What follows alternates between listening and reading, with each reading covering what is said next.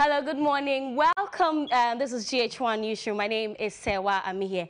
Let's take a look at our top stories.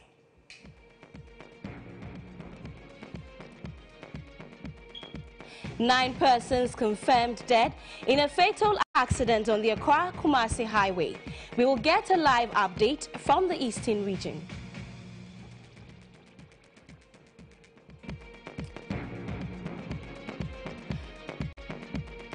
Pressure group Occupy Ghana threatens legal action against government over the births and deaths registry decision to ban the registration of certain indigenous names. And also in this bulletin, the Food and Drugs Authority admits it is struggling to enforce the ban on public smoking, while many smokers continue to ignore bold warnings on cigarette packs. 4 years today where I start smoking. Yes, so like the way I start smoking, I don't see any effect for cigarette. And we will take you to the bustling washing bay in Accra, managed by physically challenged persons.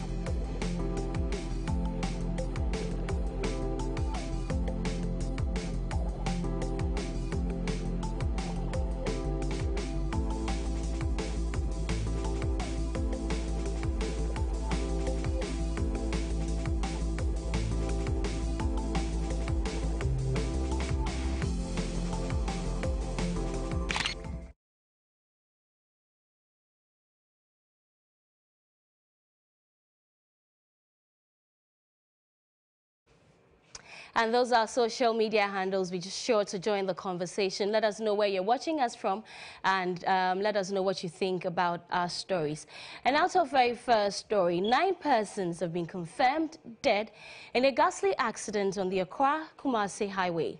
The accident, which occurred at Tichamante near Nsawam, also injured several persons. The Eastern Region Police MTTD is making a critical assessment to identify the major causes of accidents on that stretch. Personnel from the National Disaster Management Organization at Ayensuano District, police and the fire service spent several hours in an attempt to rescue passengers who were trapped in both the articulated truck and the VIP bus on Thursday. According to the Eastern Regional Commander of the Motor Transport and Traffic Department, ACP Cephas Kofi, the Tichamante to Apeja stretch of the Accra-Kumasi Highway is one of the 7 accident-prone areas identified by the MTTD in the region. The rest include Asaman Kese, Isukuma Junction to Atimpoku, Nkoko Bypass and Nsawim. We do defensive driving, and then the cargo truck lost control and then crashed in the VIP. And 9 people were confirmed dead. Their bodies were sent to the Nsawam Hospital. 21 people are under intensive care. The regional MTTD commander said out of the 1,233 accident cases recorded in 2017, 1,732 vehicles were involved. 374 persons were killed and 2,254 persons recorded injuries in the same year under review. Let's go over the telephone and speak to our Eastern Regional correspondent, Kojo Ansa, who has been following this story for us. Hello, Kojo. If you can hear me, we know that 9 people have been confirmed dead. What is the current state of the survivors? Hello, Kojo. Hello, Kojo, can you hear me?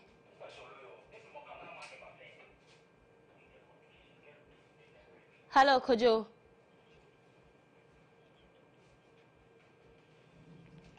We seem to be having difficulty in reaching Kojo Ansah, but we'll definitely bring you updates on that story.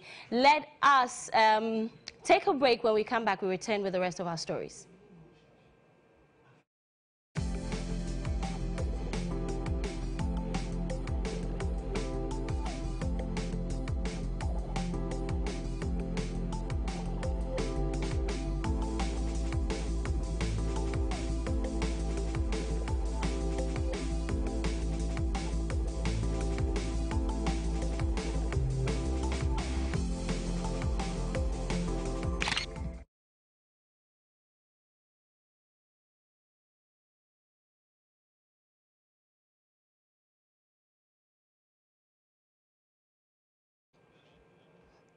Welcome back. We have our Eastern Regional correspondent on the phone. Kojo Ansah, if you can hear me now, we know that 9 people have been confirmed dead. What is the current state of the survivors? Okay, what is been informed or told by the authorities is that 4 of the victims who are in critical condition have been referred to Kolebu and 37 military hospitals. The others are at the interim government hospital. The hospital has discharged about 60 of them. So it left with about 3 of the injured persons who are in interim government hospital receiving treatment. And the doctor tells me that they are responding to treatment. Our officials of the MTCB are also following up on those that have been referred to Kolebu and 37 military hospital for further information. All right, Kojo, if you can kindly bring us up to speed on the cause of the accident, we're very grateful.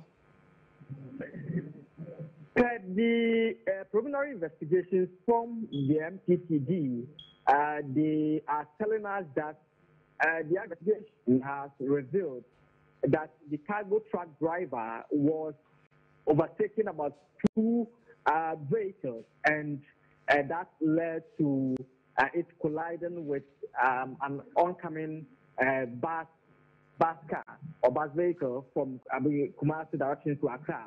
According to the MTCD commander, he tells me that the bus driver, upon seeing the cargo car overtaking the vehicle, the driver slowed down and even passed on the pedestrian lane.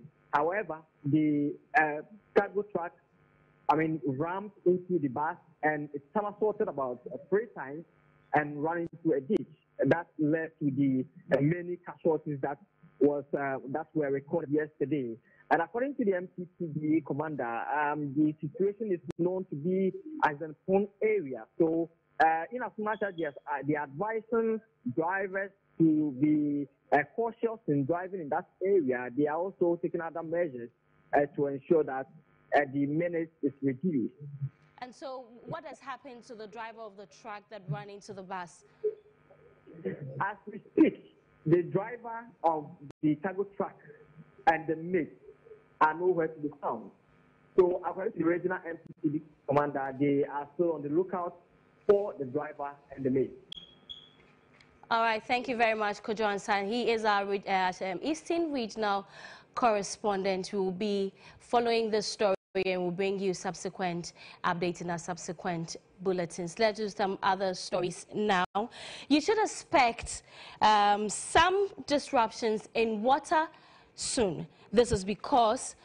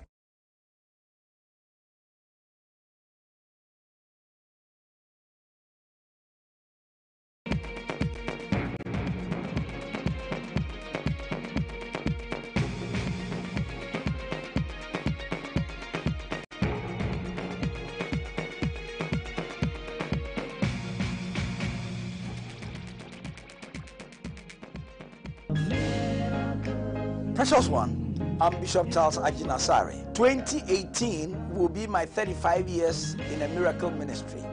And in every nation I've been to, the power of God has been present to save, heal, and deliver. I want to specially invite you to our Miracle Festival at the Independence Square from the 30th of January 2018 to the 2nd of February, 5 p.m. each night. Beloved, bring the unsaved, bring the hurting, bring those who have problems, and the power of God will be present to save, heal, and deliver. Jesus is the same yesterday, He's the same today, He's the same forever. And so I'm specially inviting you to this Miracle Festival. Join me, your life will never be the same. Invite your friends, invite those who are sick, bring them, and God will touch them.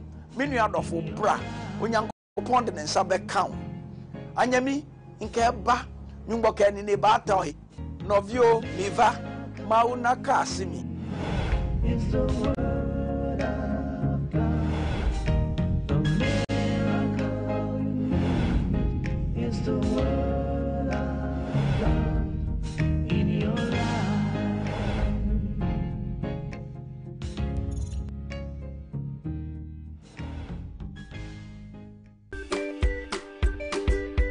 Wondering where to find the best and affordable goods and services on the market today? Then Let's Go Shopping is the answer. Let's Go Shopping is your #1 telemarket. You can advertise your products on Let's Go Shopping this and every Saturday at 10 a.m. only on GH1 TV. Our journey has just begun. I'm still swaying left and right. I'm trying to keep my balance here. Yo, careful.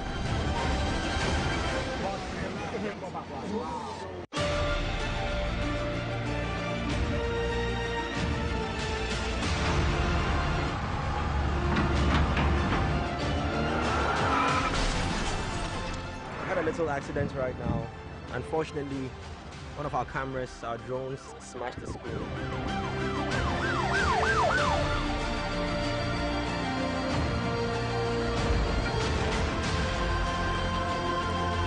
We are just shooting under very, very tight conditions now.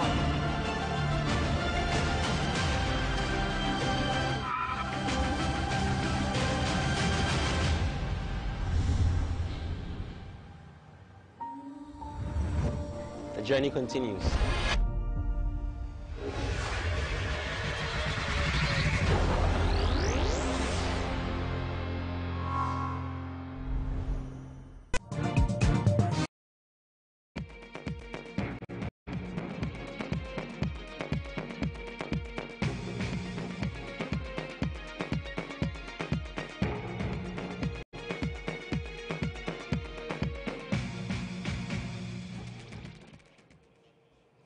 Welcome back. Thanks for staying with us. We apologize for what happened earlier, but the news continues. My name is Sewami, and this is GHOne Newsroom. It has been the custom of parents for centuries to name their children Na, Nanani, and interestingly, Junior for children named especially after a parent. But soon, this privilege will be wiped out as authorities of the Births and Deaths Registry have placed a ban on these names referred to as title names. Names in most of our Ghanaian parlance are not just given for identity, but also for its meaning. For instance, ever named Jigbodi means patience, while Nana for the Akans means royalty or king, and most times a prefix or suffix. Indeed, names mean a great deal for many Ghanaians who usually select names for their children based on great personalities or some circumstances or after a deity. But Registrar of the Births and Deaths Registry has come up with a new directive which will disallow such prefixes or suffixes deemed as titles to be part of their names on their birth certificates. This has sparked some interesting dialogue amongst Ghanaians, and some have taken to social media to express their concerns. According to the Registrar of the Births and Deaths Registry in an interview with Daily Heritage reporter Rosemond Boateng-Adai, If we allow ourselves as a nation to give names the way we want because it is us who have got the child and we will want to name the child the way we want, there will come a time we will have wonderful names in Ghana. So it is just a control measure to make sure that there are moderating factors on us citizens to direct how our naming should go. He further pointed out that the registry is not only against the local names because it does not accept the English ones either, as that is how their system operates. Children who are not even 1 year will have title names. It will not change anything from anybody or individual. It will take a lot from the society together collectively as we start calling babies with title names. GHOne News took to the streets of Accra to find out the opinions of some Ghanaians. This whole thing about the births and deaths banning certain names is extremely colossal in the sense that it's okay. You can't come and tell us that you were given a directive as to which name we should pick for a kid. When we gave birth to the kid, we can decide to call the kid Nana or Na or whatever. It's with our custom. I think it's not important. I think we don't need it. There are more important things that a birth and death registry can be doing than that. They can think about how to make the whole process faster and more efficient than really thinking about what kind of names people can name their children with or not. You know, I think it's not really important. He was of the opinion that we should have like a format where every Ghanaian follows a particular format in naming his or her child, and I think it makes sense. But first, to do that, there should be some sort of law backing it so that everyone can follow it. But you just cannot do the same wrong thing and make it right. So going forward, if they really want to go by that format, yes, seek parliamentary approval, then all Ghanaians will follow it. But I think every parent should have that right to choose the name he or she pleases. This idea, I don't think it will last that long because we all have our common names all the time. So this kind of restriction, just because, I don't think so. No, yeah, it won't last. Yeah. And I don't think this discussion will end anytime soon, but there's been an interesting development. The registrar at the Births and Deaths Department, John Yao Agbeko, has been summoned to appear before Parliament over the decision to ban title names. Now, Ibrahim Alassan is our Parliamentary Affairs correspondent and joins us live with more. Hello, Ibrahim. Can you tell us how this got into the House or the floor of Parliament? Well, the issue was raised by Minority Leader GHOne Newsroom, who was actually holding a copy of the newspaper. I'm talking about the Daily newspaper, social media outlet.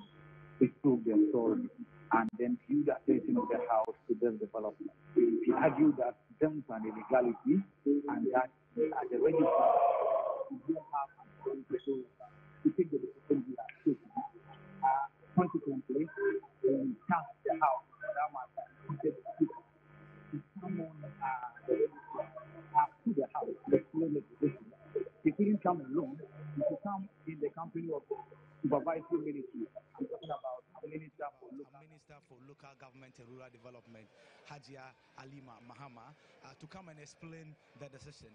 After GHOne Newsroom spoke, First Deputy Speaker and MP for Bekwai, Joseph Osei-Usu, also got up and contributed. He looked visibly incensed, I must say. So his argument was that this matter came to the committee. In fact, the registrar brought this issue before the local government committee, and they flatly told him that this cannot hold water, so he should. We apologize for that. The sound isn't very good, but we'll definitely go back to Parliament and get the latest update on that story. Let's do some other stories now. Despite several efforts by successive governments in controlling the usage of tobacco, it remains the second largest risk factor for early death and disability globally. Many cigarette smokers continue to ignore the warning written boldly on the cigarette packs by the producers, causing harm to themselves and others who inhale the smoke. In the following report, Isabella Baba Frimpong tells the story of a chain smoker who cannot go a day without smoking at least 10 sticks of cigarette. 20-year-old Lukman Imoro is a scrap dealer at Old Fadama in Accra. He started smoking at the age of 16. Lukman learned smoking from his peers. Me plus my friends start smoking for at the time where I start smoking, like 4 years today where I start smoking. Yes, so like the way I start smoking, I don't see any effect for cigarette. Lukman tells me his favorite cigarette is the Rothman's King Size. Apart from calming his nerves whenever he is tensed, Lukman says smoking helps him to think faster and be proactive. If like me plus somebody have fight with I'm smoking, it can feel cool my heart down. That's why I feel smoking. But smoking no have effect. I do some work with beat my mind. If I'm smoking, my temperature, my heart come down where I do my work. That's why I feel for smoking. Like many chain smokers, Lukman is unperturbed by this grim warning displayed on every pack of cigarettes he buys.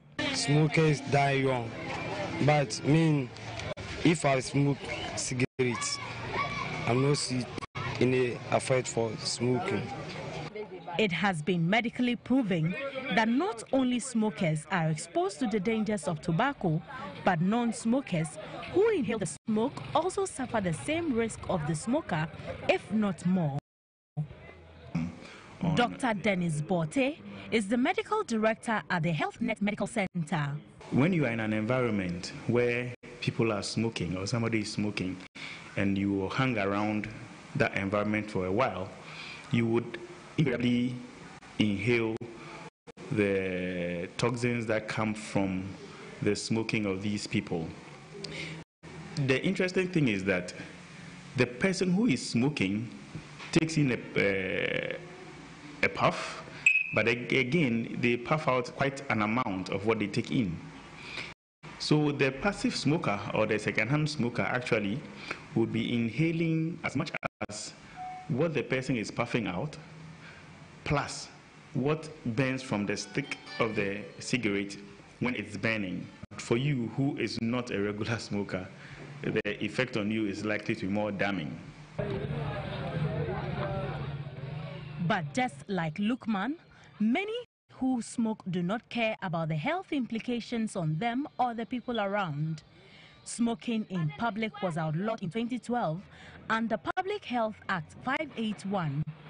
The agency charged with enforcing this law, the Food and Drugs Authority, FDA, has over the years failed to go after perpetrators. The authority is, however, now determined to ensure the law is enforced. FDA continues to monitor facilities, and in monitoring, we go to those facilities to see whether they are going according to the law. Anyone who does not go by the part 6 of the law is liable to 750 penalty units, of which one penalty unit is 12 Ghana cedis, or not more than 3 years term of imprisonment.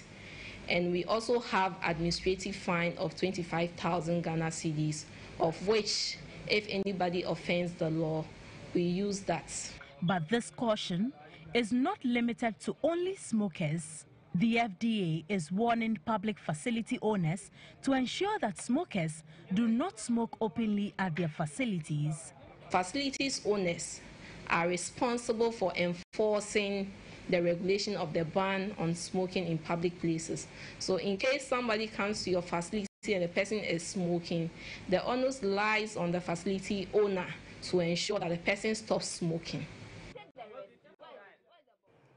Let's go back to our earlier story where we told you that the births and deaths register has been summoned before Parliament and in relation to the ban on the title names. Ibrahim Al-Hassan is our parliamentary affairs correspondent and joins us live. Ibrahim, I don't know if you heard me earlier, but I was asking you how this got to the floor of Parliament. Well, like I said, this was brought to the attention of the House by Minority Leader GHOne Newsroom, who was holding a copy of the Daily Heritage publication, our sister media network, to the effect that names, as you mentioned, titled names such as Na, Ni, Nana, will not be regarded as such when registration is being done at the birth and death registry, per what the registrar said.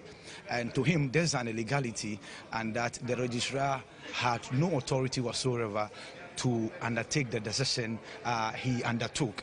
First of all, he mentions that this should have been an act of parliament. There is an act of parliament that governs the activities of the birth and death registry. Since that act has not been amended, this decision is illegal.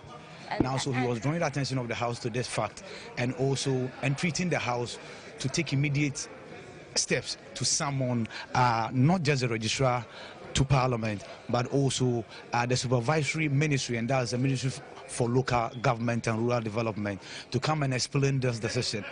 After GHOne Newsroom had finished speaking, First Deputy Speaker and MP for Bekwai, Joseph Osewusu, who looked visibly incensed, also added his voice, arguing that even at the committee level, I'm talking about the Committee for Local Government, this matter came up. This issue was raised by the registrar, and the committee was explicit in its directive to him that this is an illegality, this cannot be entertained, this is a needless controversy that should be thrown into the dustbin. Nonetheless, he went ahead, and then per this announcement, he intends implementing this decision. Majority Leader Osechi Mensah-Bonsu equally added his voice and mentioned that, listen, what is happening is an illegality. Indeed, he supports the call for the registrar and, for that matter, the Minister for Local Government and Rural Development, Madam Ajia Alima Mahama, to be summoned to the House next week, Tuesday, to come and explain the decision and justify same for the House to make a determination. So consequently, Speaker Professor Michael Quay Sr. actually gave a directive to that effect. So that's not the only thing that's happened on the floor. As we speak, there's been a communication from the presidency to the effect that tomorrow, President of the Republic of Ghana, Nana Addo Dankwa Akufo-Addo, will be leaving for Ethiopia for the AU summit. What that means is that there's a need for Speaker of Parliament, Professor Michael Quay Sr., to be sworn in as acting president, just as happened last week, Sunday. So tomorrow, Parliament is required to return and sit at 8:30 to swear Professor Quay in as acting president. So that's the communication that's coming from the presidency. Sewa. Thank you very much, Ibrahim Al-Hassan. He's a parliamentary affairs correspondent. Still on that story, pressure group Occupy Ghana has served notice it will not hesitate to sue government if the Attorney General's department fails to get the births and deaths registry to stop misapplying the law. A founding member of the group Occupy Ghana, Casely, joins us over the phone with more on this. Hello, Casely. Good morning, and thank you for joining us. Good morning. Is this Danaba? No, this is Sewa. Sewa, okay. Yes. So, Casely, the births and deaths registry insists they are only adhering to what the law says. Why do you disagree? Well, you see, the reason why I was hoping it would be Nanaba is to explain that if we allow the law to be bastardized the way the births and deaths registry wants to do it, then she in particular could not be called Nana Abba. She would have to drop the Nana and call herself Abba. That is if she was being registered in that name. And what the births and deaths registry is doing is to overextend their authority and try and become the determiner of whether people can have certain names and not other names. This is completely contrary to the law. It is totally unacceptable. And we cannot also determine whether or not people should have their names in a certain order, which is what they are trying to do, saying that they will not register you if you have a foreign name and a Ghanaian name. Then you must put the foreign name as your first name and your Ghanaian name as your middle name. And this is totally unacceptable. Why do you describe this as gross violation of human rights? Is the inability to apply the law not a violation? Well, first of all, the law doesn't say they can do what they are doing, and that's where your gross violation comes from. The law does not give them the authority to actually make this determination which they are trying to do. Hence, it's a violation of my rights and your rights. Does this threat from Occupy Ghana not amount to undue interference in the work of the state agency? Don't you think so? So we're interfering in their work? Yes. They're interfering with my life. So, Casey, before you go, in the event that they do not roll back this policy, you say you'll go to court. But even before you do that, you describe the process as illegal. Are you not putting the cart before the horse? No, we have given them 30 days within which to correct this aberration. And we have said to them that we will go to court in the event that they do not correct it. So as far as we are concerned, we are sitting down, we are watching, and we are waiting. And if they do not stop it and do not continue putting messages out there about what people can and cannot do in terms of registering their children's names, then we will certainly go to court and ask the law court to instruct them on what to do. We are clear that the law is on our side, and we will prosecute them if we have to. All right, thank you very much, Casey Hayford. He's a member of the pressure group Occupy Ghana. Thank you for joining us. We will still be following this story to bring you updates. We know this conversation will not end anytime soon. Let's do some other stories. It will surely be frustrating if you try to communicate and nobody gets what you're putting across, such as the bane of many deaf persons. However, despite the obvious communication barrier, there are few hearing impaired people breaking barriers and entering fields that were initially a no-go area for the disabled. With diligence and hard work, some 15 young deaf people employed at the washing bay in Tantra Hill in Accra are turning the bay's fortunes around by beautifully cleaning customers' cars, irrespective of their condition. My colleague Alice Aite has more on this report. Stephen Asiadu is a 27-year-old hearing-impaired man whose dream was to become a car sprayer after completing the Mampon School for the Deaf in the Eastern region. The young man, who struggles to speak but is able to voice out a few words, however, landed in the Beneflex washing bay at Tantra Hill in Accra, attending to customers and beautifully cleaning their dirty cars.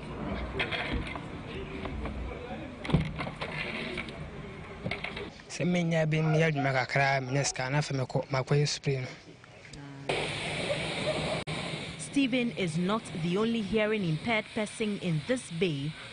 There are about 14 more who all manage to beautifully clean cars despite the obvious communication barrier.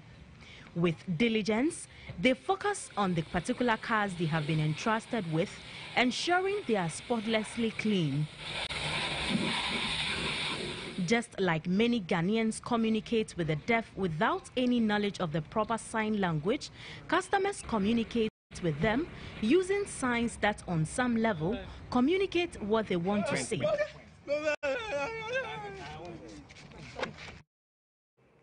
The full story will be aired tonight at 6:30 with Kemini and Patrick Stevenson. Don't forget to tune in and get all the story. Well, let's take a break. When we come back, we continue with the rest of our stories.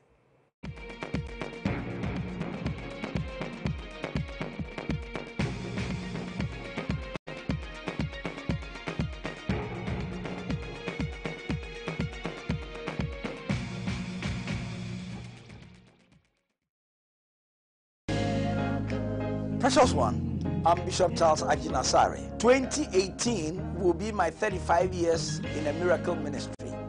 And in every nation I've been to, the power of God has been present to save, heal, and deliver. I want to specially invite you to our Miracle Festival at the Independence Square from the 30th of January 2018 to the 2nd of February, 5 p.m. each night. Beloved, bring the unsaved, bring the hurting, bring those who have problems, and the power of God will be present to save, heal, and deliver. Jesus is the same yesterday, He's the same today, He's the same forever. And so I'm specially inviting you to this Miracle Festival. Join me. Your life will never be the same. Invite your friends. Invite those who are sick. Bring them, and God will touch them. Minu of bra, unyankopon de nsa be count. Anyami nke ba nyumbo ke ni ba ta ohe. Novio liva mauna kasimi. It's the word of God. The miracle is the word of God in your life.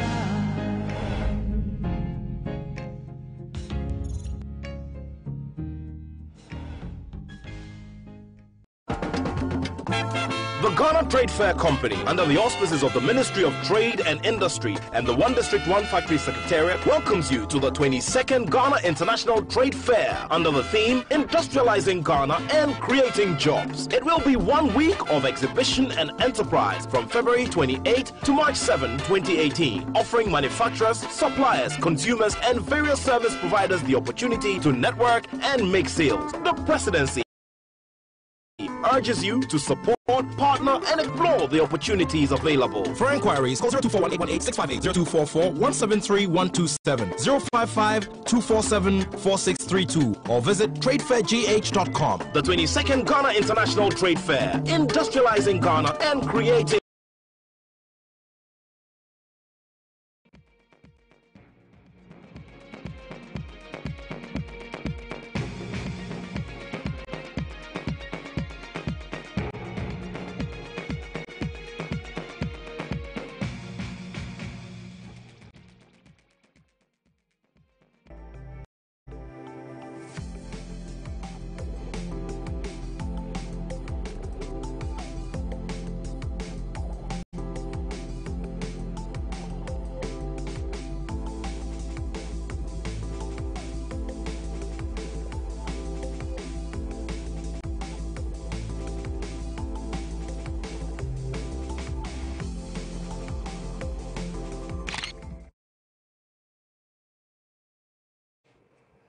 Welcome back and thank you for staying with us. My name is Sewami and this is GHOne Newsroom. Let's continue with the rest of our stories. After progressing from a health post to a district hospital, the people of Dodowa in the Shai Osudoku district do not want to see the facility they labored to put up become a white elephant. Although they now have a more advanced health facility, they expect the old hospital to be put to a profitable use. Here is a report by William Evans Inkum. In 1970, the people of Dodowa put up this health facility to address the health needs of the people. From a health post around the time, it was upgraded to a district hospital in 2009. With a staff strength of over 200, attendance at the hospital jumped from 13,000 in 2009 to about 40,000. The hospital serves a population of over 50,000. Today, the hospital is no more running. One is only greeted with a bushy environment. Some used vehicles sit abandoned under the sun. The once vibrant hospital is now a pale shadow of itself. The reason is not far-fetched. Shai Osudoku district now has a new hospital built under the Government of Ghana and NMS infrastructure agreement. Some of the facilities, including staff of the old hospital, have been moved to the new facility. Back at the People's Hospital, the structure is only as good as a white elephant. Felix was part of the communal labor that brought to life this hospital, but the current state of the hospital is akin to a toil in vain. Old hospital no say obetumi amankrofo asa beye juma wo ho a nka ebeye there because no one so no very far away from the town. What you say enye obi anso na ewo ska obetumi afaka e de akọ. Some of the youth in Dodowa want to see the abandoned hospital turned into a profitable facility. So I've been interacting with some members of the Dodowa community, and what they are telling me is that not as if they are against the new facility that has been put up, but they also don't want to see the facility that they suffered so much to build go waste. The sight of the Shai Osudoku former district hospital only leave a feeling of nostalgia in the hearts of the people as the one they labored to put up. Maybe converting it to another fulfilling facility will only pacify the dead and living souls that built it. William Evans Inkum, GHOne News. Now let's have a quick conversation with the PR of the Health Ministry, Robert Kudjo, on this story. Good afternoon, sir, and thank you for joining us. This facility has been abandoned for a long time now because a new one has been constructed, obviously. But does the ministry have any plans for this abandoned hospital wasting away? Well, I think the use of the word abandoned to me will not be appropriate. I can say for sure that all the health facilities that are around this our beautiful country, as it has already been indicated by the current government, and for that matter, the Minister of Health, all projects that were not completed will be completed. All the new facilities that have been built, the old ones that were left because the staff were moved into the new ones, the government has plans to ensure that all these facilities are put into good use.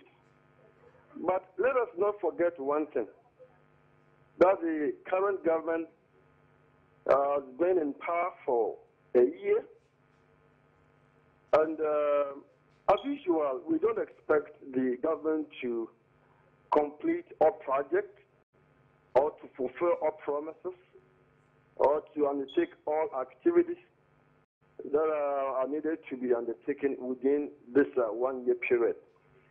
So definitely, I don't think the current government will let this old facility go waste. Definitely, a plan will be put in place to ensure that it is used, whether as a hospital clinic or whatever, or to put into good use in any way that the government may deem appropriate.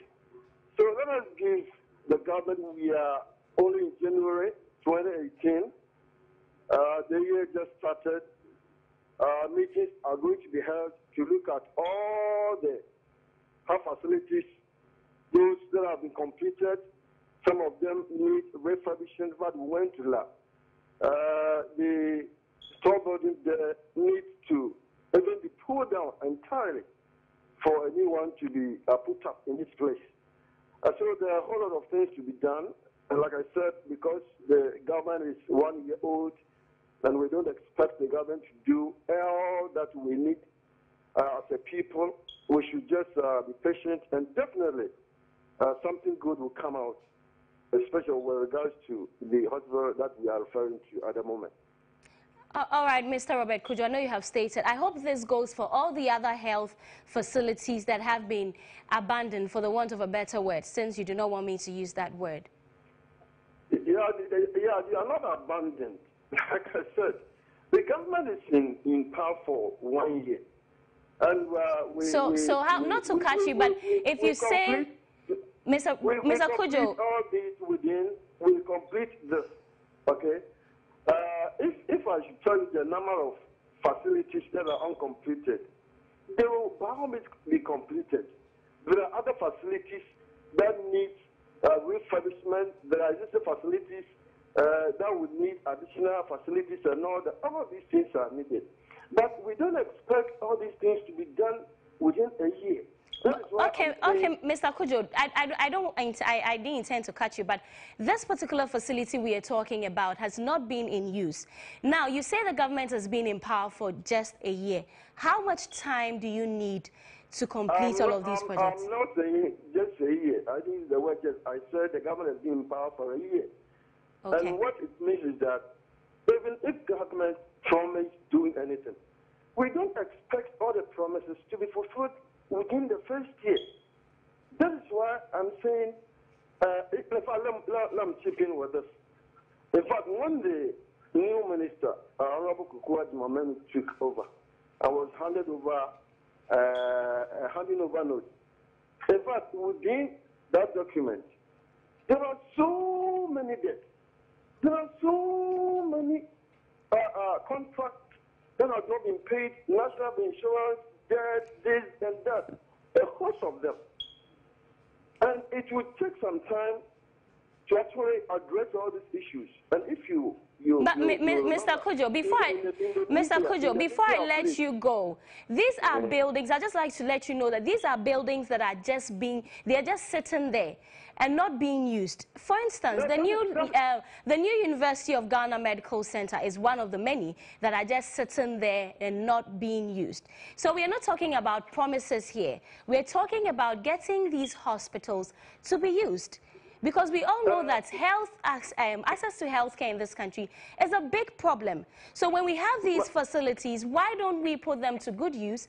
And Madam,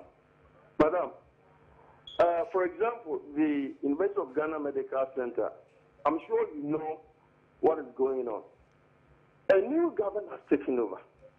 You don't expect the new government to get up and start continuing on implementing whatever policies, just like that, without at least looking into. That is what auditing is going on. We're asking questions. What do we do?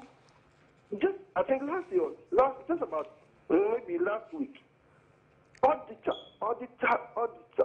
service or whatever, came out saying that they have done some auditing work, and it has come out that some contracts that were signed were even not correct. The amount was not correct. Even some of them do not exist and all that. So you don't expect the new government to just start going ahead with all this. That is why the government has used this 1 year to address all these issues. And believe you me, this year, it's another step that the government is going to take with regards to now that some issues have come up and the government is addressing. For example, this hospital which is sitting down there that we're talking about will definitely be put to good use. All right, thank you very much, Mr. The government has been in power for a year. Going forward, we should see some of these things. All right, thank you very much. Thank you for talking to us. Robert Kojo is the PRO of the Health Ministry. Let's continue and do some other stories now. 6 officers of the Komenda Edina Eguafuebri Municipality Task Force were given a hot chase and escaped lynching by whiskers after they tried arresting some individuals who were openly defecating at Asemanso, in Misano, a town near the Ankafo prisons in the municipality. The task force was given a hot chase by the community members who were wielding clubs, machete, building blocks and other dangerous weapons ostensibly to lynch them, as some individuals in the town raised false alarm that the 6 were thieves. This was after they had successfully arrested a lady who was caught defecating in the open. The assembly's driver mustered courage and drove through the blockade the townsfolk had mounted. In the process, the pickup was vandalized and the 6 officers were left with various degrees of injuries. They are assisting the police in investigation. The police has since arrested 3 persons in connection with the attack, but many of the people have fled Emisano. Let's have a quick conversation on the back of this. Alex Damte is the environmental officer for the municipality. Good afternoon and thank you for joining us. It seems like the fight against open defecation is getting tougher. Wasn't there enough sanitization or sensitization, if I should say? We have had enough sensitization over the years. We have gone from house to house. We have done it on radio. We have had a lot of meetings and seminars here and there. The assembly has resolved that we will not entertain open defecation anymore. So for sensitization and education, we have had enough in the municipality. you must have some bylaws that outlaw the practice of open defecation. How is the enforcement regime like, and why do people in your municipality seem to disregard them with such impunity? Yes, we have a bylaw that states clearly that open defecation is not allowed in the municipality. You cannot openly defecate anywhere within the municipality. And as part of the enforcement is the formation of the task force to check around the open defecation prone areas within the municipality, arrest people who are caught in the act, bring them to the assembly, and we arraign them before court. All right, thank you very much. The bylaw is there. Thank you very much, Alex Damte, for talking to us. He's the environmental officer of the municipality. Let's now do some business stories now. An energy sector policy analyst, Dr. Steve Manteo, has urged Ghanaians to be cautiously optimistic about the recently signed oil contract between ExxonMobil Corporation and the government. He said although the deal has been described as one of the best for the country since the start of oil production, some fundamental issues with the process has a tendency to override the gains. Ghana reached an agreement with ExxonMobil early this year, and the government is anticipating increased activities in the oil and gas industry. In an interview with GHOne Business, Dr. Manteo highlighted four main issues arising from the deal, stressing that the country should not be excited just with the idea as ExxonMobil coming to Ghana. When you look at the recommendations of the National Gas Master Plan, it advises against the use of fertilizer for the use of gas for fertilizer manufacturing at this time, on the grounds that our gas prices at this time are too high to make our fertilizer competitive in the long run. He further urged government to open the remaining 5% ExxonMobil shares for competitive bidding. Finally, we are likely to face stiff competition from countries in North America and Asia in terms of pricing of our fertilizer for reasons already stated, the economies of scale that we don't have, and also the high gas prices. So if government decides to go on this trajectory, regardless of the expert advice, then I am only inclined to interpret that decision as motivated by political convenience. Let's cross boundaries and bring you some news around the world.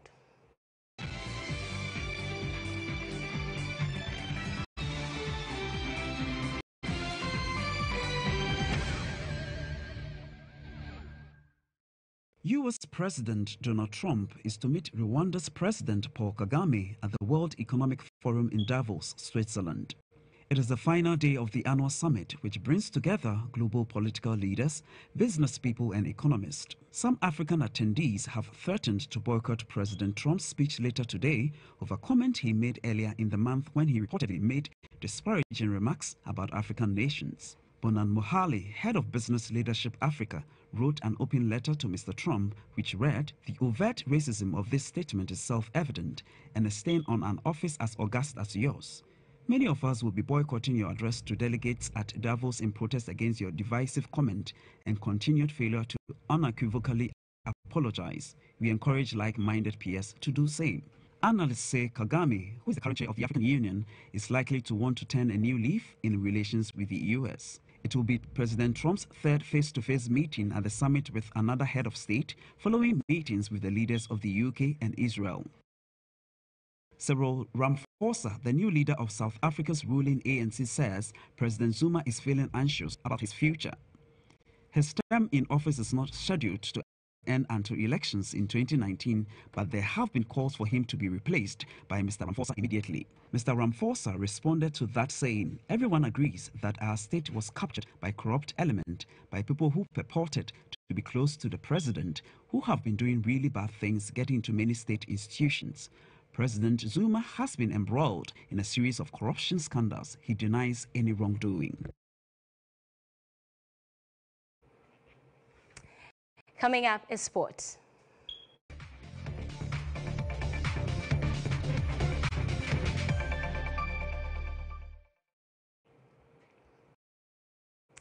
Chelsea left-back Babaraman is on his way for a medical ahead of confirming an 18-month loan deal. The 23-year-old, who was recovered from a knee problem, was also a target for Everton and Inter Milan. It will be Raman's second loan stint, having spent 4 months at the start of last season. 23-year-old Chelsea defender Babaraman is joining Schalke on an 18-month loan. The former Uzbek defender cost Chelsea an initial fee of £14 million when he joined them in 2015. He featured in 13 games during his first loan spell with Schalke.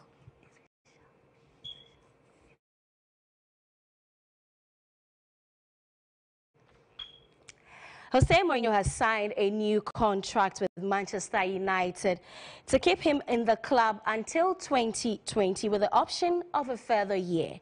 Mourinho won the EFL Cup and Europa League in his first season at Old Trafford, and this season has United second in the Premier League and through to the Champions League last 16, where they will face Sevilla. He said, "I am really honored and proud to be Manchester United manager. I would like to say a big thank you to the owners and to Mr. Woodward for the recognition of my hard work and dedication."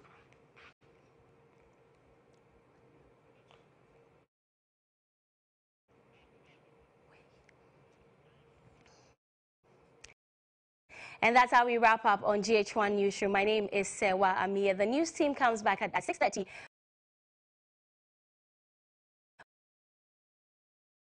with more news. Have a good afternoon.